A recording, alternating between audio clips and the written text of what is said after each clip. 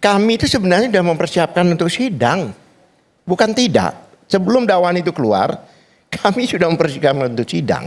Bahkan teman-teman itu kecewa, loh kok selesai gitu. Karena kami sudah siap untuk sidang itu.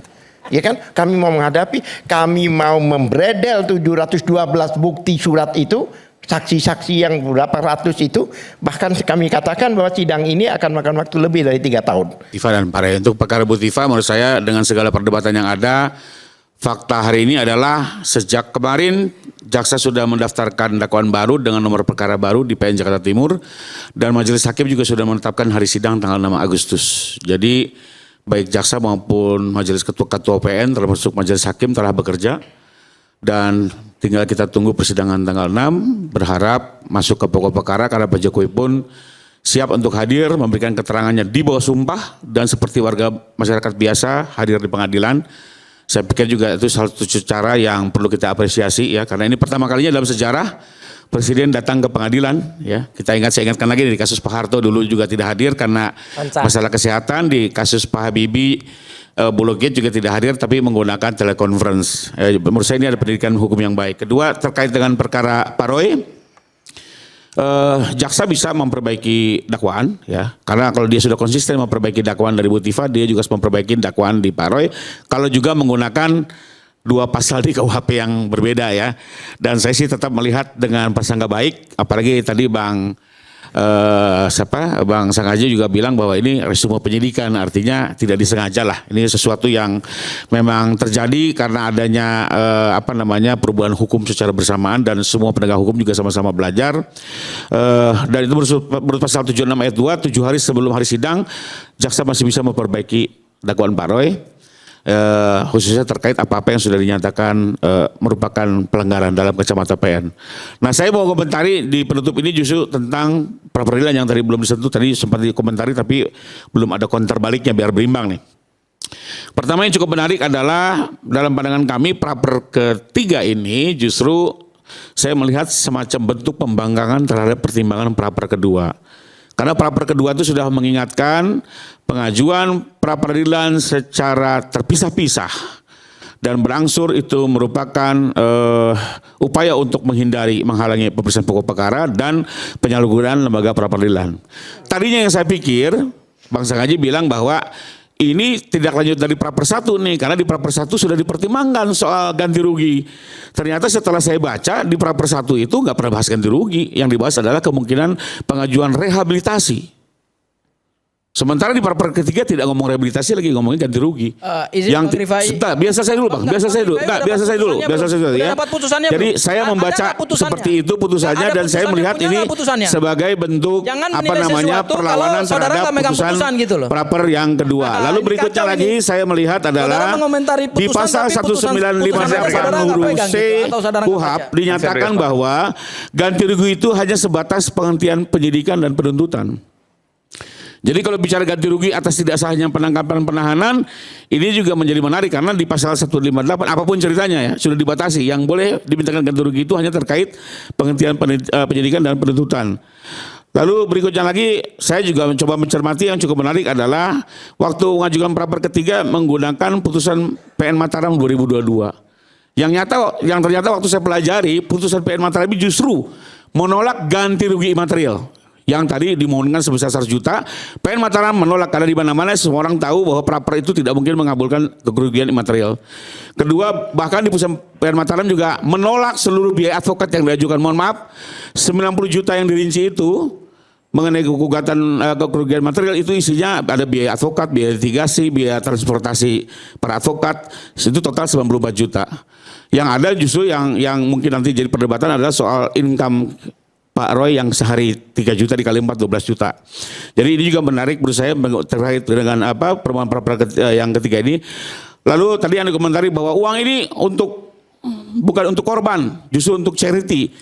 Ini kayak kesannya argumentasi yang seolah-olah membangun simpati, tapi hati-hati. Justru kalau pengadilan mengetahui ini, pengadilan akan menolak. Karena APBN ini diberikan untuk memulihkan kerugian yang diderita korban. Bukan untuk charity-charity-an, APBN sendiri untuk charity ada urusan lain ya, nggak bisa pakai menggunakan pos-pos pra peradilan ya. Dan terakhir saya komentari terhadap praper ketiga, lagi-lagi kalau kami inginnya segera ke pokok perkara, mohon maaf Pak Roy, jadi kami juga berharap hakim di PN Selatan segera bersikap mengambil keputusan agar segera praper ini ditolak atau apapun dikabulkan, juga kami menghormati saja, tapi intinya selesai praper masuk ke pokok perkara agar segera persoalan ini tuntas disidangkan di pokok perkara.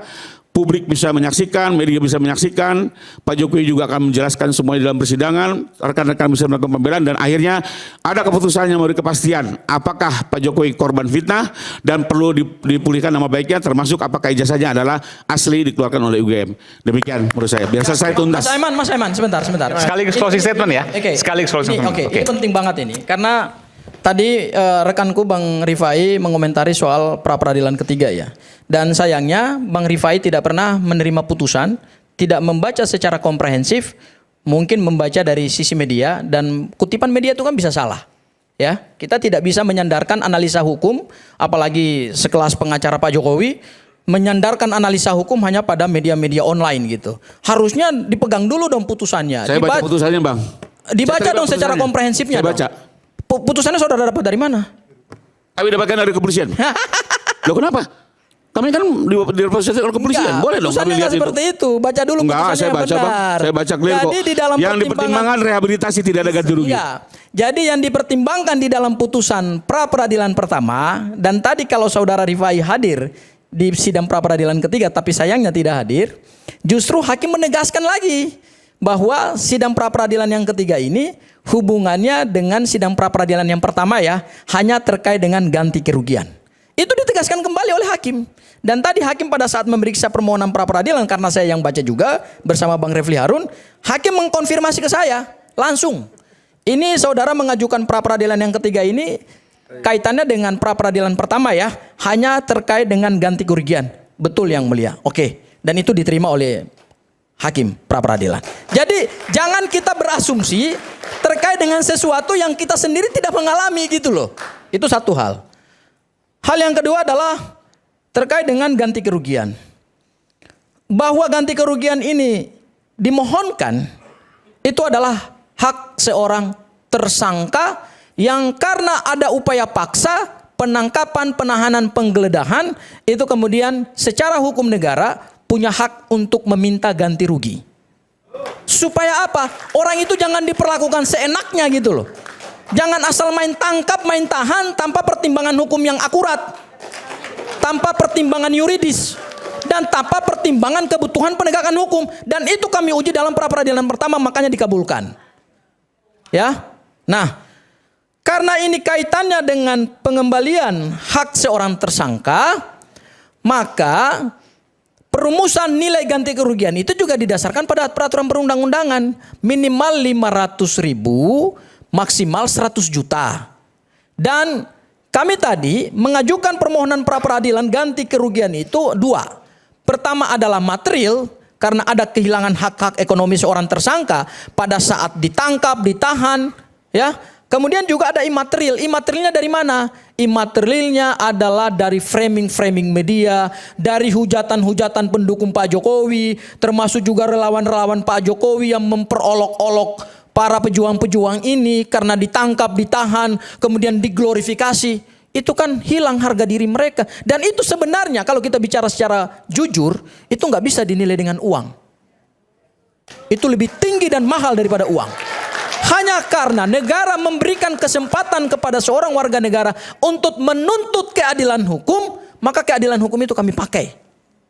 Oke ya. Kemudian yang ketiga, kalau kami dapat kami gunakan untuk charity. Tadi saya tegaskan kepada hakim.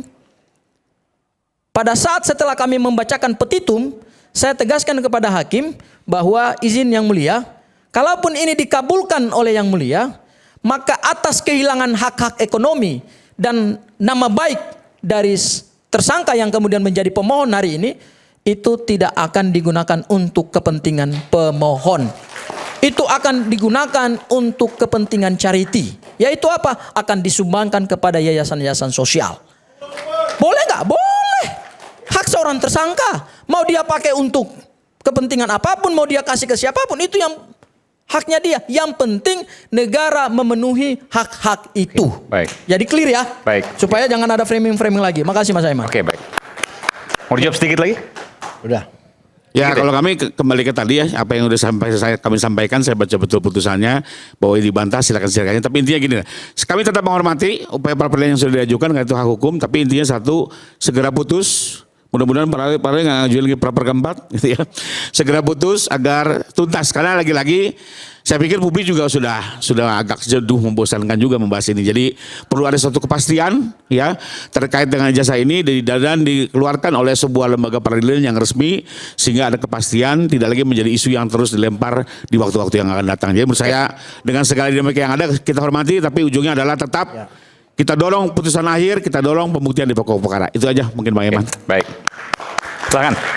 Sebenarnya begini, ini kan hanya tambahan berapa minggu aja gitu loh. Kalau udah bosan ya keterlaluan. Ini 1,5 tahun sudah berjalan, kita nggak bosan kok itu fakta. Terus kemudian lagi yang saya katakan tadi, kami itu sebenarnya sudah mempersiapkan untuk sidang, bukan tidak. Sebelum dakwaan itu keluar, kami sudah mempersiapkan untuk sidang. Bahkan teman-teman itu kecewa, loh kok selesai gitu? Karena kami sudah siap untuk sidang itu. Ya kan, kami mau menghadapi, kami mau membredel 712 bukti surat itu, saksi-saksi yang berapa ratus itu, bahkan kami katakan bahwa sidang ini akan makan waktu lebih dari 3 tahun, karena seminggu sekali dan sebagainya. Lebih dari 3 tahun? Lebih dari 3 tahun, faktanya. Anggap aja 1 minggu 1 orang atau 2 orang, ya kan, kalikan itu, 1.000 lebih itu, kalau tiap kali 7 ya, tiap minggu, ya kan, sedangkan 1 tahun kan cuma 360 hari. Kalau dihitung lagi, nah ini saya nggak bawa kalkulator, dihitung aja sendiri. Terus satu hal lagi. Pas pemilu. Sebentar, saya belum pemilu dong 2029 ya. Ya, jadi kami Maksudnya siap untuk sidang. Bang Eman yang tahu berarti. Kami siap untuk sidang, untuk menghadapi sidang dan sebagainya, ya kan?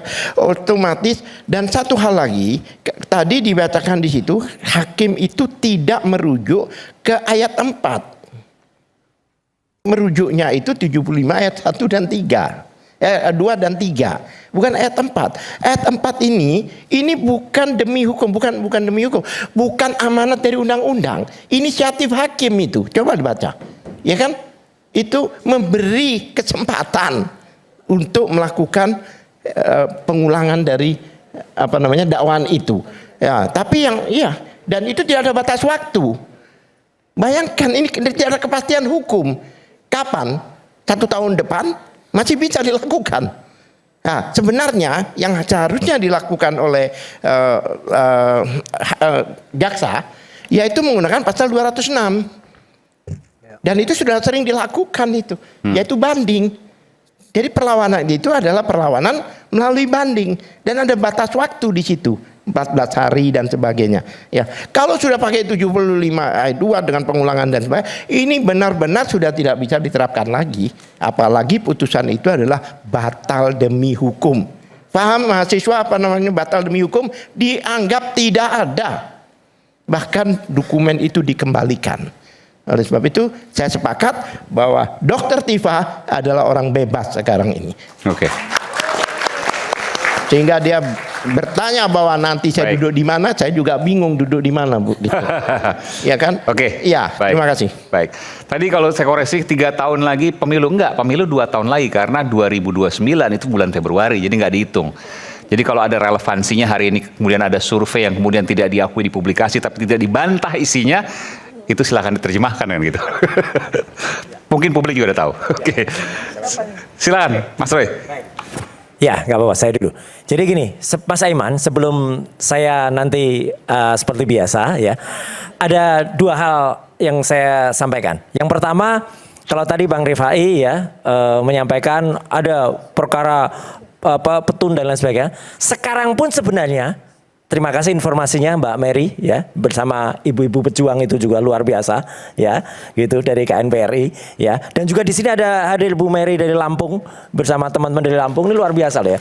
Nah, saya diberikan informasi Mas Aiman dan semua perlu bahwa sekarang sedang berjalan juga sidang PT UN yang ada di Jakarta Pusat antara penggugatnya Pak Bonatua dengan Pak Laksamana Mur ya, terhadap 1 Rektor UGM Prof. OH Emilia, 2 Prof. Naim, 3 Prof. Budiadi, dan keempat adalah Kepala KPU. Ini menggugat dan hebatnya sekarang sudah sampai pada tahap mediasi, dan paling hebatnya lagi Ova, kemudian Prof. Naim, Prof. Ova, Prof. Naim, dan Prof. Budiadi tidak pernah datang. Ya, jadi perkara akan lanjut ke pengujian, ya gitu, pembuktian nanti. Jadi itu masih jalan petun itu, karena agendanya adalah mediasi. Itu perkara nomor 395 kalau nggak salah di PN Pusat, ya di Pengadilan Negeri Pusat. Yang kedua, Mas Aiman, kalau diperhatikan, saya di sini pakai pin, dan ini pinnya bukan pin saya, bukan pin Dr. Tifa. Inilah pin Save Ugroseno. Ya. Kenapa? Besok pagi, Mas Aiman, Pak Ugroseno juga akan mengalami apa yang saya alami, apa yang Dr. Tifa alami. Dikriminalisasi atas sebuah peristiwa yang beliau dulu bahkan persembahkan, hibahkan kepada Polri. Mungkin nanti Prof. Besok Pak Ugro dipanggil. Iya. Di Barreskrim. Boleh. Diundang klarifikasi. Ya. Oke, boleh pakai ini Pak? Ya, Atau mungkin nggak usah. Oke, nanti di mana? Di Polda. Saya lanjut lagi ya, nanti. ya. Boleh. Di Polda Pak. Di Kortas Tipikor. Oh, Mabes Polri. Namanya Oke. panjang. Baik, Kortas Tipikor. Besok datang jam berapa Pak? Jam 10. Oke, baik. Ya, jadi ini adalah wujud dari kita sesama pejuang itu saling membersamai. Termasuk juga Mas, saya juga akan membersamai sahabat kita di Kalimantan Selatan, Babe Aldo. Ya, kemarin saya sudah ngobrol juga dengan kuasa hukumnya. Kita saling kolaborasi. Jadi tim hukum kami, Tauhom, akan juga berkolaborasi dengan timnya Babe Aldo. Karena tiba-tiba itu ditangkap. Kemudian juga di penjadian pakai rompi orange. Kemudian diborgol. Ya, atas dia membuat berita ada seseorang yang flexing dan lain sebagainya. Jadi ini kan jahat banget gitu, Mas. Kayak gitu. Jadi jangan khawatir, Mas. Dan satu lagi yang menarik kalau soal Pak Ugro tadi, ya. Bahkan beliau tuh ditawar-tawari oleh orang, gitu loh. Pak Ugro, saya jadi kuasa hukumnya ya. Nanti Bapak akan saya hina-hina lagi, karena saya juga pernah memecat klien saya. Dr. Tifa pernah dipecat oleh dia. Dan dia sekarang nawari Pak Ugro. Pak Alkatiri juga pernah dipecat.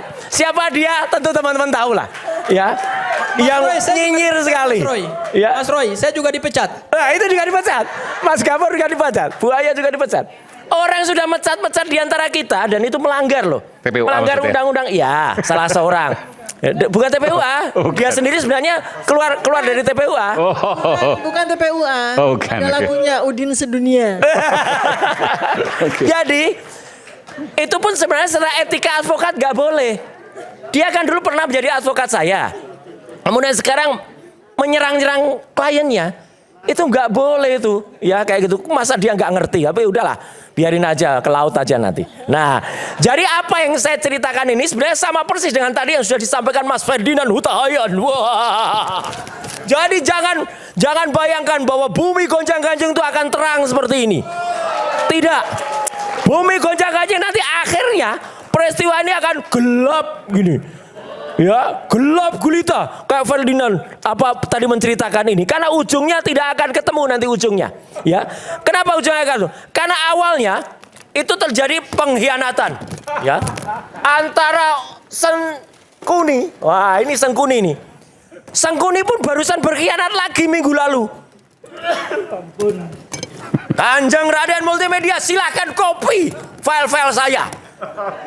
Dan itu dibuktikan di live saya pun. Tapi kemudian apa?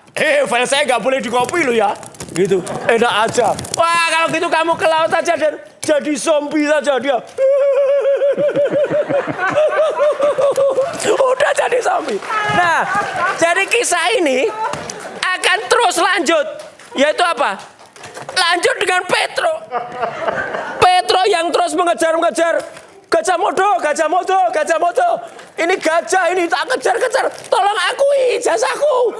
Terus nggak mungkin diakui karena para profesor. Wah, ini maha guru ini ya. Ini namanya Bedara Guru. Ijazahnya memang palsu itu. Coba kalau berani para Bedara Guru ini pegang ijazahnya. Jadi jangan hanya naratif ya. Pegang ijazahnya dan kemudian sampaikan. Ijazah ini saya keluarkan atau UGM keluarkan tahun 85 dan asli. Wah, kalau berani. Tapi nggak berani sampai ijazah Fufu Fafa, maksulin saja. Ini juga sama, rasa gelap, hidup jelas, ijazahku juga palsu. Fufu Fafa, maksulin saja. Bumi gonjang-ganjing langit gelap. Gajah Mada tetap tegar dan kita menunggu kejujuran Gajah Mada. Bumi gonjang-ganjing langit gelap. Selesai. Gajah Mada tuh pengacara. Bukan gajah. Enggak, saya pancing. Gajah gak punya ijazah. Enggak, karena kan ada nama Gajah Mada. Ada. Nah ini tuh Jamada. Oke. Iya. Oke, makasih Mas kita bertahan. Oke, silakan Dokter Tifa. Ya, jadi karena tadi ada satu sekelumit peristiwa yang sangat penting yang udah disinggung soal pecat memecat, ini saya perlu klarifikasi. Jadi saya pernah menjadi klien dari seseorang yang lagunya Udin Sedunia gitu ya. Di awal-awal kasus ini ya. Kemudian pada sebuah peristiwa yang sangat unik. Jadi saya tanggal 28 Juni 2025 itu diundang oleh salah satu media, salah satu apa? TV begitu ya, sebut saja ILC ya, saya diundang. Nah pada waktu itu saya sedang ujian pendadaraan S3 saya, melihat waktunya nggak mungkin saya hadir. Karena itu saya kemudian minta lawyer saya, jadi di situ kan ada 77 lawyer waktu itu ya. Ada saya dan saya yang bela Pak. Ya, nah kemudian saya minta Pak Al-Katiri untuk mewakili saya karena saya tidak mungkin hadir di situ. Nah Pak Al-Katiri hadir dan membuat sesuatu yang spektakuler, yaitu identik itu bukan berarti asli itu ya di situ ya. Anda bisa lihat rekamannya. Apa yang terjadi? Besok pagi beliau dipecat. Karena katanya melanggar etika. Kenapa bicara di media tidak izin saya gitu. Ya. Kemudian karena saya tidak terima ya. Loh, lawyer saya kok dipecat? Saya katakan ini enggak boleh seperti itu. 2 hari kemudian saya sebagai klien dipecat.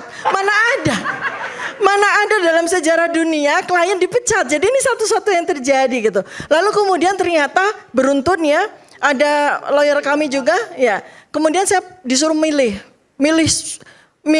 dia atau milih Pak Al-Katiri ya. Tentu saja saya milih beliau ahli pidana undang-undang ITE. Mengapa saya tidak memilih beliau ya gitu.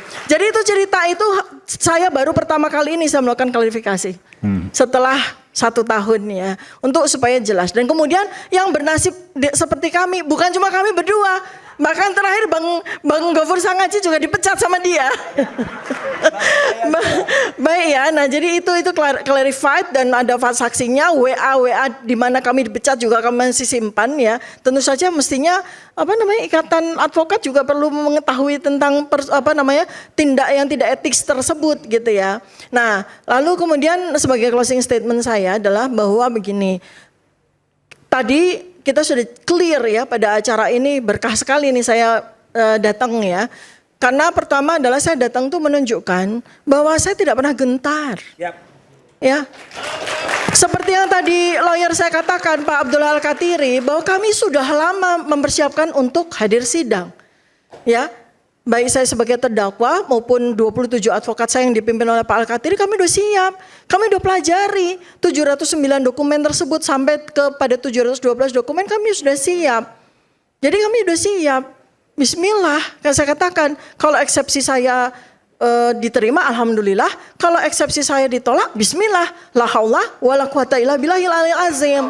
Kita siap insyaallah fastabiqul khairat ya. Kalau saya secara pribadi sebagai intelektual publik yang salah satu tugasnya sebagai peneliti, persoalannya bukan soal menang kalah, walaupun secara pengadilan saya menang kan gitu ya. Tetapi persoalan saya adalah benar atau salah. Dan itu tidak akan pernah saya tinggalkan sampai akhir hayat insya Allah ya. Itu closing statement saya. Dan masyarakat Indonesia kita mendapatkan sebuah pelajaran yang luar biasa. Jadi rugi sekali kalau Anda semua mahasiswa ya, generasi masa depan bangsa itu tidak mengikuti kasus ini. Karena kita belajar sama-sama, kita mendapatkan kuliah yang luar biasa. Dan yang membuat pencerahan bagi saya adalah sekali-kali jangan pernah kita sebagai warga negara itu sampai buta hukum. Kita harus ngerti, walaupun mungkin tidak secanggih, tidak sehebat para advokat ya. Nanti mereka nggak dapat kerjaan kalau kita sehebat mereka ya. Tetapi setidak-tidaknya kita ngerti hukum. Kita harus tahu hukum. Sama dengan kalau ada orang mengatakan, oh ngapain ngomongin politik loh. Kita ini warga negara ini adalah insan politik. Jangan sampai kita tidak tahu politik. Kita ini warga negara juga insan hukum. Jangan sampai kita tidak tahu hukum. Ya, itu. Lalu yang terakhir adalah bahwa kasus ijazah ini harus menjadi agenda tidak hanya saya, tidak hanya Mas Roy, tapi juga 280 juta rakyat Indonesia. Pada waktu saya dilaporkan, saya sudah wanti-wanti ya. Saya udah wanti-wanti begini.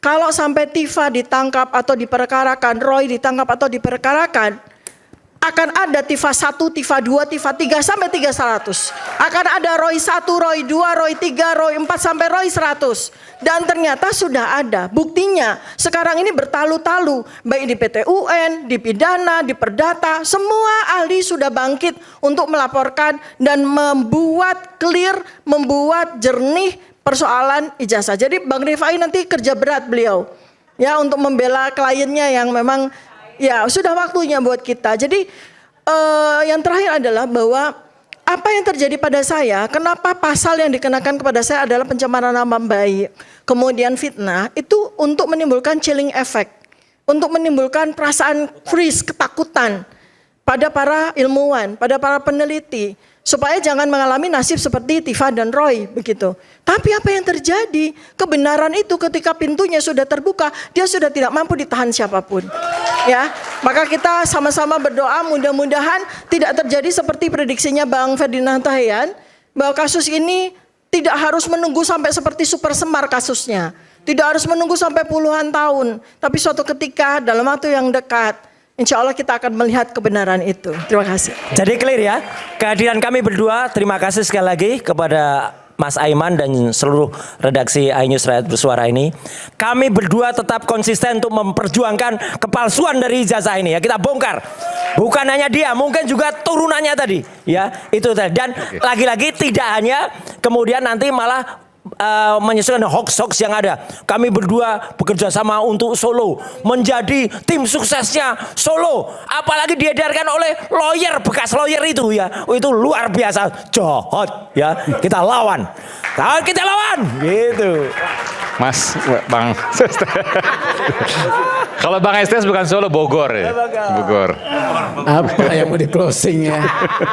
Jadi peradilan ini akan sederhana ya. Sederhana. Peradilan ini sederhana. Berbagai banyak argumentasi nanti akan dikanalisasi dalam tata tertib persidangan. Ya, mari kita ikuti ya. Apakah kasus ini akan berujung pada penghukuman atau pada bebas, ya kita ikuti di sana. Itu saja. Terima kasih. Oke. Silakan Prof Gayus.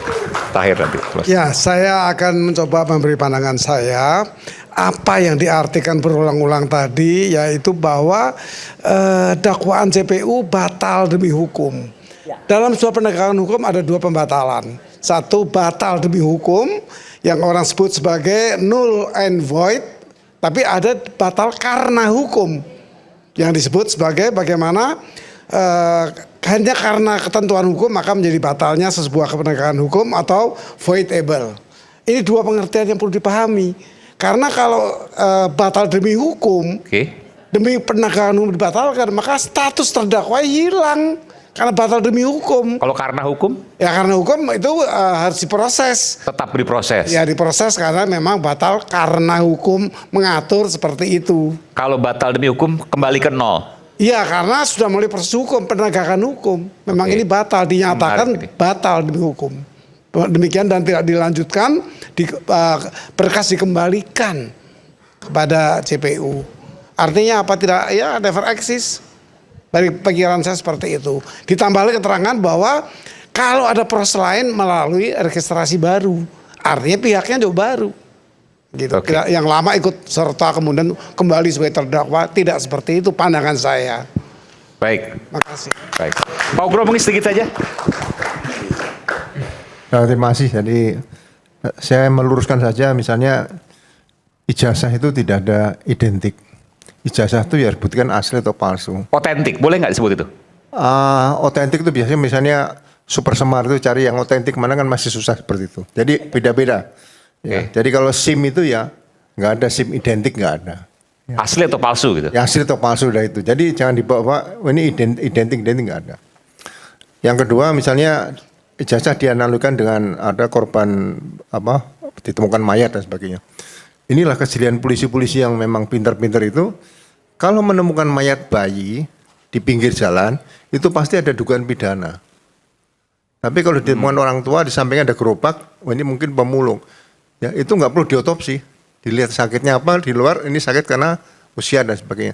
Tapi kalau bayi, dikirim nanti ke mana? Ke rumah sakit, perlu visum luar atau visum dalam. Nah kalau bayi ya harus visum luar dan visum dalam. Berarti butuh keterangan ahli, ahlinya apa? Ahli forensik seperti itu. Ya, jadi tidak bisa dianalogikan seperti itu. Nah saya yang terakhir kaitan pasal 75 ayat 4. Jadi jangan lupa bahwa kaitan dengan memperbaiki dakwaan. Jadi tidak ada membuat dakwaan baru, tidak saya temukan di KUHAP. Membuat dakwaan baru. Tapi memperbaiki dakwaan itu masih dalam taraf jaksa mengajukan berkas perkara pengadilan. Kemudian surat dakwaan tadi mungkin ada kekurangan sesuai dengan pasal 75 ayat 2, ada nama, tanda tangan dan sebagainya situ. Nah, hakim melihat perlu diperbaiki. Nah, hakim sudah menentukan. Setelah diperbaiki, hakim menentukan sidang tanggal 15. Nah, tanggal 8 perbaikan sudah masuk, itu 7 hari. Kuncinya di situ, ya. Kemudian kalau dengan putusan sela ini 206 yang tepat. Ya. Tapi 206 kan dinyatakan dakwaan jaksa terhadap berkas perkara Dr. Tifa dinyatakan batal demi hukum. Jaksa diberikan perlawanan ke pengadilan tinggi. Ya, jadi tidak dikatakan membuat dakwaan baru. Ini dakwaan batal demi hukum, ibarat mobil tabrakan hancur total, nggak mungkin diperbaiki. Udah selesai gitu loh. Jadi bisa ngajukan banding ke pengadilan tinggi. Jadi itu supaya jelas tidak membingungkan ini pasal 75 ayat 4 atau pasal 206. Yang jelas ini pasal 206. Itu saja. Terima kasih. Oke, Pak. Terakhir, Bung Ferdinand, silakan. Terima kasih Mas Aiman. Saya sedikit mau menjelaskan tentang penerapan KUHAP supaya masyarakat kita juga mendapat pencerahan. Soal status terdakwa, ketika putusan ini telah diputuskan secara putusan sela, maka dinyatakan di sana batal demi hukum. Yang pertama itu sebelum kita bicara apakah status terdakwanya hilang atau tidak, atau nanti dalam dakwaan baru ini status saya apa, kata Dr. Tifa. Tentu kalau kita bicara KUHAP statusnya akan kembali menjadi terdakwa dengan dakwaan yang baru. Tetapi yang paling penting kita persoalkan sekarang adalah kapan pasal 206 itu bisa dipergunakan dan kapan pasal 75 ayat 4 itu dipergunakan oleh jaksa. Sepemahaman saya, ketika putusan itu menyatakan batal demi hukum, maka yang patut dipergunakan itu adalah pasal 206. Apa itu sih? Jaksa harus melakukan perlawanan ke pengadilan tinggi, bukan memilih pasal 75 ayat 4 melakukan perbaikan terhadap dakwaan. Persoalan berikutnya kembali, perlawanan bentuknya apa? Perlawanan bentuknya apa? Perlawanan itu banding istilahnya. Perlawanan kembali ke pengadilan tinggi. Putusan sela itu bisa dibanding? Bisa ke pengadilan tinggi. Ketika jaksa benar-benar yakin kami tidak salah menyusun dakwaan. Pertanyaan berikut adalah yang paling kita harus khawatirkan, bagaimana kalau ternyata setelah jaksa meregistrasi mendaftar ulang perkara dengan dakwaan yang telah diperbaiki, ternyata masih tidak cermat memenuhi pasal 75. What's going on? Apa yang akan terjadi? Nggak ada putusan sela lagi kan? Pertanyaannya di situ, apakah hakim akan terus menyidangkan perkara ini, memeriksa pokok perkara dan ternyata putusan di belakang nanti menyatakan, kan teman-teman ini pasti akan eksepsi toh? Eksepsinya ternyata diterima. Jadi pokok perkara yang diperiksa ini semua jadi apa? Jadi gorengan gosong. Udah 3 tahun ya? Ya walaupun 3 tahun, artinya apa? Prinsip peradilan cepat, murah dan kepastian itu kan tidak bisa dipenuhi. Itulah yang saya bilang kenapa ini semakin gelap gulita, ditambah menurut saya jaksa tetap keliru mengambil pasal 75 ayat 4 melakukan perbaikan. Harusnya mereka memilih pasal 206 banding, supaya status mereka, status Dr. Tifa ini tidak diawang-awang. Ketika dia banding melakukan perlawanan, statusnya tetap. Tidak seperti sekarang, statusnya ini kan status terdakwanya hilang. Diterima oleh pengadilan dan kemudian akan di pengadilan. Kita kan tidak tahu nanti, kalau itu kan wajib diterima, diregistrasi. Harus diterima, tetapi ketika dakwaan dibacakan nanti, kemudian teman-teman melakukan eksepsi. Keberatan. Dan ternyata dakwaan itu pun belum cermat memenuhi pasal 75. Apa yang akan terjadi? Kan pertanyaannya itu, apakah hakim akan mengatakan, contohnya nih, konyol-konyol nih, bego-begonya. Ternyata dalam perbaikan itu setelah dinyatakan perbaikan, tetap substansinya sama identik dengan yang pertama. Oke. Apakah hakim akan memeriksa atau hakim akan mengatakan, jaksa lu bego begini, mohon maaf. Ya udahlah kita harus akhiri di sini. Kalau ternyata ini kan jaksa sekarang menyatakan memperbaiki. Ya. Ternyata mereka kita anggaplah hilaf, perbaikannya tidak memenuhi syarat. Oke. Pasalnya rezim yang digunakan tetap rezim KUHP baru di dakwaan primer, rezim KUHP lama di dakwaan alternatif. Kan artinya kan tidak memenuhi syarat juga. Ini bagaimana nasib persidangan ini? Kan pertanyaan Jalan itu. tapi hambar dan sudah ketahuan. Ya nggak hasilnya. udah gunanya jalan. Tapi harus dijalankan. Ini kan jadi buang-buang waktu kita semua, dan rakyat Indonesia ini akan diberikan suguhan tontonan yang apa kita bilang? Kita bilang lucu nggak juga, kan sedih juga kita melihat persidangan yang tidak berguna. Iya kan? Ini pertanyaan bagi kita.